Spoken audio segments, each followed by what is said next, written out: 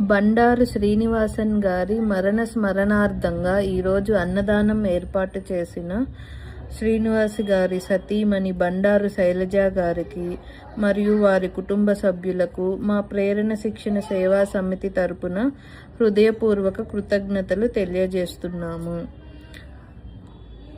పరమాత్మని చిత్తానుసారంగా మన మధ్య నుండి విడిచి వెళ్ళిన ఆ మహానుభావుని ఆత్మకు శాంతి చేకూరాలని, వారి కుటుంబ సభ్యులకు ఈ దుఃఖాన్ని తట్టుకునే శక్తిని ప్రసాదించాలని ప్రార్థిస్తున్నాము.